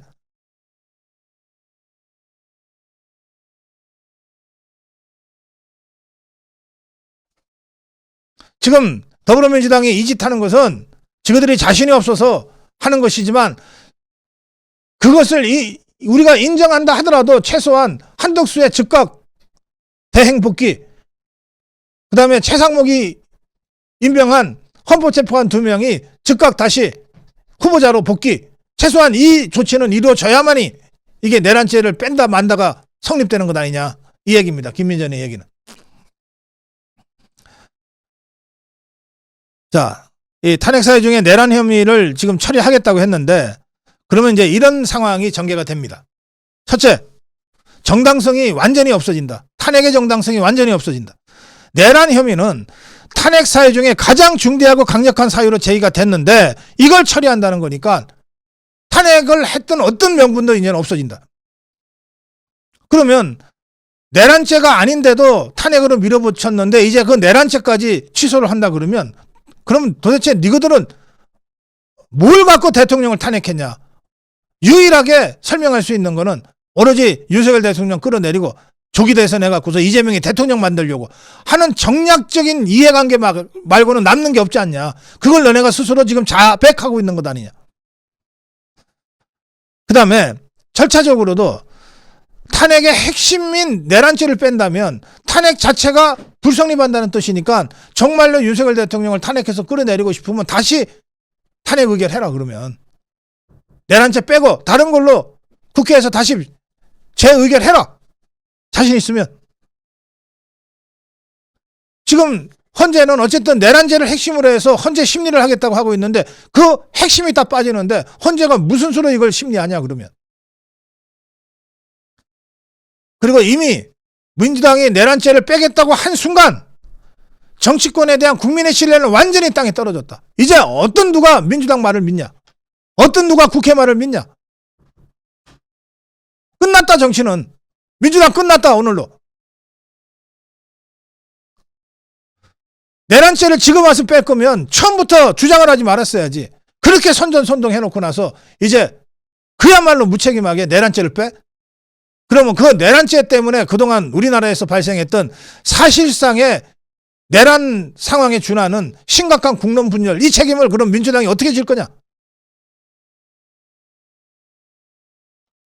또 이렇게 되면 헌법재판소는 이거는 심리해 볼 것도 없다. 그냥 기각이지. 탄핵의 핵심인 내란죄를 빼겠다는데 무슨 수로 헌법재판소가 이걸 인용하냐? 결국은 기각할 수밖에 없을 거다.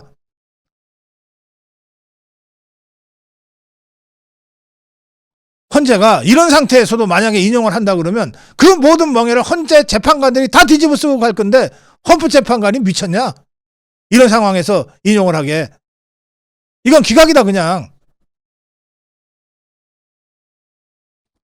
결과적으로 지금 민주당이 헌재에서 밝힌 내란죄를 빼겠다고 하는 것은 첫째, 탄핵 추진이 그동안 완전히 개판으로 진행됐다고 하는 것을 자인하는 것이다.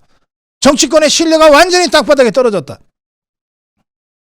이렇게 되면 헌법재판 심리는 해무라만하다. 이걸 갖고서 진지하게 폼 잡으면서 심리하겠다는 헌법재판관들이야말로 코미디 하는 거랑 똑같은 거다 이제는. 이재명 끝났다. 더불어민주당 끝났다. 종북 주사파 끝났다. 내란죄 빼겠다고 하는 더불어민주당의 이 헌재에서의 공식 입장 표명입니다. 예, 이것은 이 탄핵 정국을 완전히 국면을 지금 바꾸고 있는 그런 중대한 상황 변화다. 이렇게 말씀드립니다. 우리가 이겼습니다. 저 정복 수사파들이 사실상 백기 항복을 한 거랑 똑같습니다. 저것들은 그 와중에도 어떻게든 꼼수를 써서 신속 빨리 뭐 내용과 관계없이 우선 윤석열 빨리 탄핵해가서 끌어내리면 끝이지 라고 생각하고 지금 이 짓을 하고 있는데, 예, 8년 전과 다릅니다. 대한민국 8년 전과 달라요. 대통령도 다르고 우리 자유파 국민들 다르고 언론도 달라졌어요 이제. 네, 다음으로 가겠습니다.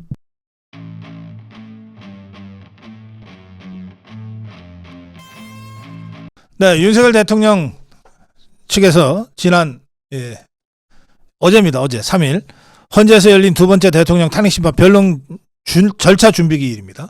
여기까지는 대통령 본인이 안 나가고 변호인단만 나가서 이제 변론 절차를 하는데, 이 자리에서 윤갑근 변호사죠. 윤석열 대통령 측의 대리인은 대통령이 고립된 상태에서 난자질을 당하고 있다. 절대적으로 불리한 약자의 처지가 돼 있다. 저희는 정말 상상 초월로 고립된 약자다. 대통령제 국가에서 대통령이 이렇게 고립된 약자가 된다는 건 정말 상상할 수가 없는 그런 일이다. 언론이 지금 워낙 적대적으로 윤석열 대통령에 대해서 해코지를 하고 있다. 체포영장 집행도 어떻게든 체포 구속해 놓으면 다 끝난다고 하는 위험한 발상이 횡행하고 있는 것 아니냐. 이들이야말로 헌정 질서를 완전히 무너뜨리고 진짜 내란으로 몰아가려고 하는 세력들이다. 따라서 체포영장에 대한 조속한 가처분 결정을 내려서 법치 파괴적 무질서, 힘의 지배를 물리쳐 달라. 심판을 지나치게 일부러 오래 끌어서도 안 되지만 이재명이처럼 지금 헌재가 하듯이 지나치게 졸속으로 해서도 안 되는 것 아니냐. 180일은 탄핵 심판에 보장된 기간이다. 이거는 일종의 피의자인 윤석열 대통령의 권리에 해당된다. 피의 청구인 윤석열 대통령은 절대 180일의 이 탄핵 심판 보장 기간을 포기할 수 없다. 최소한 180일 동안은 재판받을 수 있도록 해달라. 지금 탄핵 심판도 탄핵 소추도 야당이 여당 배제하고 탄핵 소추한 것이다. 반쪽짜리 소추에 불과하지 않냐. 그 반쪽짜리 소추에서도 내란죄를 빼겠다고 하고 있지 않냐. 졸속 소추에 의한 졸속 심판은 절대 용납할 수 없다. 내란죄와 관련된 수많은 증거 자료를 제시하고 다수의 증인 신분을 해서 신중하게 정확하게 공정하게 결론을 내려야 한다.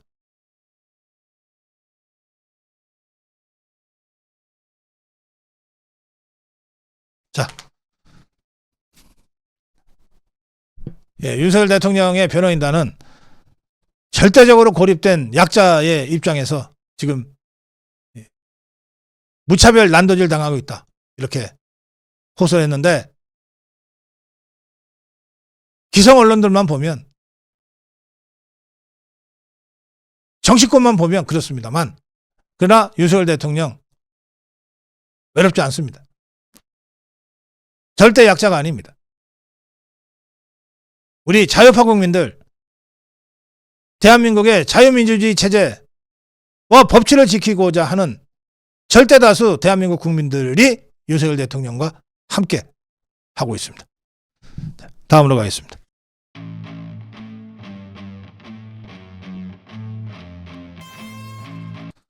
국민의힘 계속 말만 하고 있을 거냐. 국민의힘 나름대로 움직였어요. 유상범위가 주로 주도적으로 움직입니다. 공수처에 찾아가서 공수처의 법률적 문제에 대해서 항의하기 위해 왔다. 오늘 체포영장 집행하다가 중단했다고 얘기 들었는데, 무리하게 계속 체포영장 집행하려고 했으면 유혈 사태가 났을 수도 있다. 다행이다. 공수처는 대통령의 직권남용죄에 대해서 수사 권한이 있다고 주장하지만 헌법 84조를 보라. 내란 외 죄로는 대통령 소추할 수 없지 않냐. 공수처는 현재 대통령 내란죄에 대해서는 수사 권한이 없다. 체포 영장 청구 권한도 없다. 왜 자꾸 이렇게 문제를 일으키냐. 법률적으로도 크게 문제가 있고 공수처에 수사권도 없는 상황에서 무리하게 체포영장 청구 집행하려는 시도 즉각 중단해라. 또 대법원도 찾아갔습니다. 대법원에 가서는 서부지방법원 영장 전담 판사를 직무에서 배제하라고 요구했습니다. 판사가 어떻게 입법을 하는가? 서부지법의 영장 판사는 체포 압수수색의 조건에 대한 여러 판단을 할 수는 있지만 법률에 대한 판단, 입법을 할 수는 없지 않느냐. 지금 서부지법의 영장 전담 판사의 행위는 사법부의 신뢰를 철저히 짓밟은 것이다. 사법의 정치화라고 비난받아 마땅하다. 즉각 직무에서 배제하라. 국민의힘의 권영세 비대위원장 체포영장 집행을 놓고 공수처와 정치판사가 부당한 거래를 한 것이다. 매우 불공정한 월권적 시도다. 이제라도 집행을 중단한 것은 다행이나 이런 시도가 다시 있어서는 안 된다. 헌법 84조에 따라 수사권한 없는 공수처가 영장을 발부했다. 체포영장에 이어 구속영장까지 청구하겠다고 하는데 도주 가능성도 없고 수사가 상당히 진척돼 증거인멸 우려도 없는 현 상황에서 수사를 하더라도 불구속 수사가 원칙이지 어떻게 구속영장 청구를 먼저 얘기할 수 있느냐. 현직 대통령이라고 예외적 절차가 적용된다면 국민들은 동의할 수 없다. 현직 대통령이라서 특권도 누리면 안 되지만 불이익도 받아서는 안 되는 것 아니냐. 현직 대통령도 대한민국 국민이 갖고 있는 모든 권리를 다 향유할 수 있어야 한다.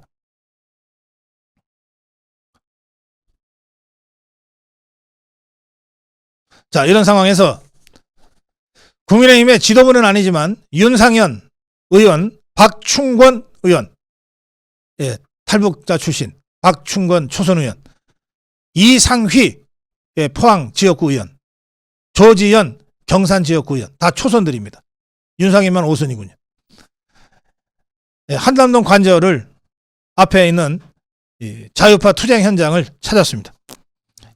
윤상현, 박충권, 이상휘, 조지현 4명의 의원이 한남동 관저 앞 투쟁 현장을 찾았습니다. 박충권은 지지자들을 만나고 왔다. 너무 고생하시는 것 같다. 인사하러 갔다 왔다. 이상휘는 지지자들을 만나고 왔다. 현직 대통령이 탄핵 소추받고 법의 판결을 받고 있고 대통령도 엄중한 법의 잣대를 받겠다고 이야기한 상황에서 상식과 원칙과 법을 위반한 영장 집행 강행하겠다는 것이냐. 네, 국민의힘 지도부 말만 하고 있을 때가 아니다.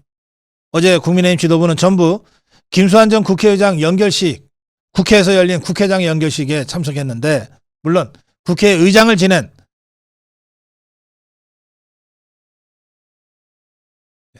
사람의 연결식이니 뭐 국민의힘 지도부가 거기 가지 말라고 할 건 없습니다. 그러나 그보다 더 중요한 것은 현직 대통령이 불법 영장으로 불법적으로 체포당할 위기에 있는 한남동 관저를 달려가서 지키는 것 아닙니까? 국민의힘 지도부 언제까지 말만 하고 있을 거냐? 언제까지 말만 하고 있을 거냐?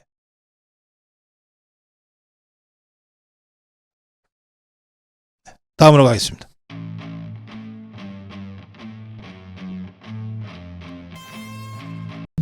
네, 다시 한번 읽어드리겠습니다. 윤상현, 박충권, 이상휘, 조지현입니다. 윤상현은 인천 미추홀 지역구고, 이상휘는 경북 포항 지역구고, 조지현은 경북 경산 지역구입니다. 박충권은 비례대표입니다. 자, 자유파 국민 여러분, 여러분들이 지금 살고 계시거나 활동하고 계시는 지역에 국민의힘 의원들이 있을 거예요. 그 자들한테 항의하고 촉구합시다. 한남동 현장으로 나와라. 광화문 현장으로 나와라. 지금 이미 정치는 없어졌어요. 전쟁입니다. 전쟁이 벌어지고 있는 광화문 현장, 전쟁이 벌어지고 있는 한남동 그 현장을 국민의힘 국회의원들이라면 당연히 나와야 됩니다. 연단에 서서 마이크 안 잡아도 돼요. 그냥 나와 함께 하는 것만으로도 단일전선 대우가 가능합니다. 여러분들 지역에 있는 국회의원들한테 전화, 문자로 촉구하십시오. 제가 어제 한남동 관저의 정문이 너무 쉽게 뚫렸다라고 생각을 하고 이럴 수가 없다 싶어서 몇 군데 취재를 해서 확실한 사실이 아니기 때문에 이랬을 가능성이 있다고 제가 문제 제기를 했던 그 논평이 있습니다. 그런데 오늘 그 저의 논평이 사실이었던 것으로 지금 확인이 되고 있습니다.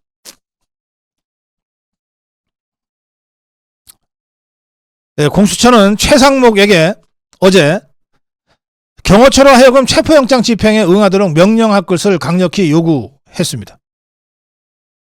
그러면서 현재 현장 상황을 고려하면 경호처 공무원들의 경호가 계속되고 있어서 영장 집행이 사실상 불가능한 상황이다. 그리고 이제 후퇴를 했어요. 그런데 공수처의 협박과는 별도로 최상목 권한대행은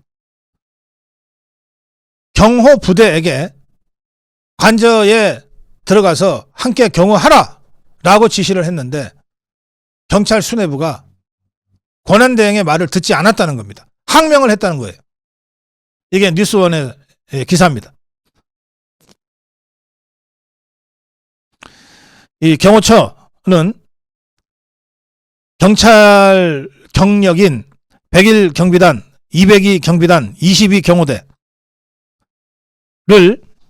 서울 한남동 대통령 관저 경비 투입에 나서라고 지시를 했습니다. 경호처가 지시했어요. 경호처가 지휘권이 갖고 있습니다.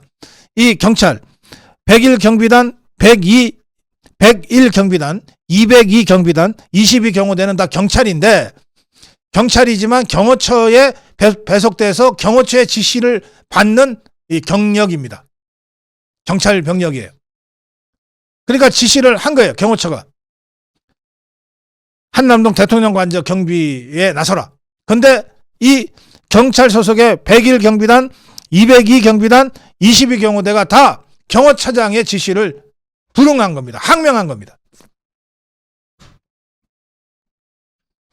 101 경비단은 대통령실의 청사를 경비하고 202 경비단은 대통령실 경외 경비를 맡고 있고 22 경호대는 일정 때 경비를 수행합니다. 그러니까 우리가 어제 지금도 그 대통령 관저 맨 앞에 현관 쪽에 있는 거기를 202 경비단이 맡고 있었던 겁니다. 이 202 경비단이 문을 열어준 겁니다. 같은 경찰이라고. 공수처가 와서 문 열라 그러니까 문을 열어줘 버린 거예요. 경호처는 지켜라 그랬는데 경호처의 지시를 불응한 겁니다. 이것은 명백한 항명이죠. 이 경호부대들은 경호처 지시에 불응하거나 아니면 소극적으로 피해버렸다는 거예요. 그리고 제가 어제 논평했던 55 경비대, 수방사 소속 55 경비대도 제대로 명령에 따르지 않았던 것으로 확인이 됩니다. 심각한 항명이 벌어진 거예요. 경호처장의 지시가 있었음에도 불구하고 경찰은 누군가 경찰차장이 지금 권한대행을 하고 있는데 경찰차장의 특별 지시를 받았는지 또는 수방사령관이 지금 감옥 가 있잖아요. 누군가가 그 55 경비단 수방사 소속 경비단한테 지휘 계통도 아닌데도 야 너네 말 듣지 말라고 했든지 어쨌든 항명이 벌어졌어요. 말씀드린 대로 경내 출입문 경비를 담당하는 202 경비단은 공수처 검사와 수사관 등이 도착했을 때 철문을 개방해 줬어요. 그래서 공수처와 경찰이 관저 건물 경호구역 안으로 들어갈 수 있게 만들어 줬습니다. 박종준 경호처장이 최상목 권한대행한테 긴급 요청을 했어요. 경찰 수뇌부에 경호부대 관저 투입을 해달라고 지시해라. 최상목이가 경찰청 차장한테 얘기했겠죠. 그런데 이 경찰청 차장이 권한대행의 명령을 듣지 않은 겁니다. 또 관저 외곽경비를 수행하는 수방사 55 경비단 김선호 국방부 장관 직무대행 차관이죠. 차관이 지시해서 야 공수처하고 충돌을 하지 마라. 그래서 피해버린 거예요. 도망가 버린 거예요. 자, 그러면 그 한남동 관저에 그런 마지막까지 대통령 경호를 위해서 목숨 걸고 나섰던 사람들이 누구냐? 경호처 본대 요원들만 있었던 겁니다. 경호처 본대 요원들이 200여 명이에요. 그 200여 명이 정말 죽을 각오로 결사항전에 나섰기 때문에 공수처가 더 이상 뚫고 올라가지 못한 겁니다. 거기서 물리력을 사용해서 뚫고 올라가려고 그랬으면 총격전이라도 벌어졌을 겁니다.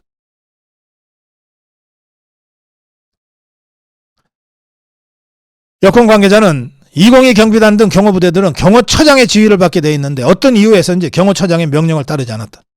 항명했다 이 말이에요.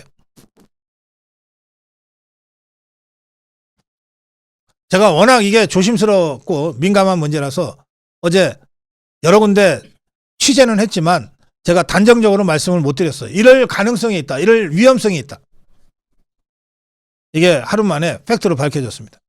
저는 밤 사이에 항명을 한 경찰 부대들 그리고 수방사 소속 55 경비단이 어떤 형태로든 지금은 재정비돼 있을 거라고 생각합니다.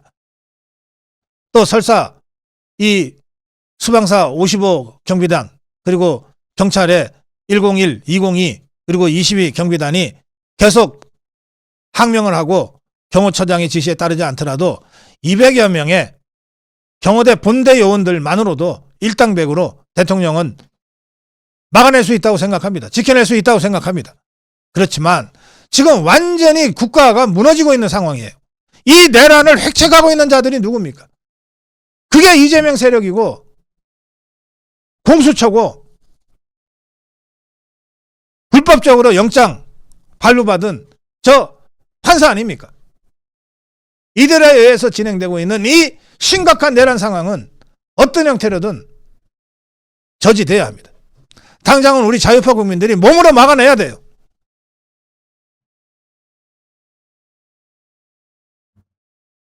그리고 이 심각한 국가 내란 상황과 관련돼서는 어떤 형태로든 엄정한 사법 처리가 기다리고 있다는 점을 제가 강력하게 경고합니다. 네, 정론 1침이었습니다.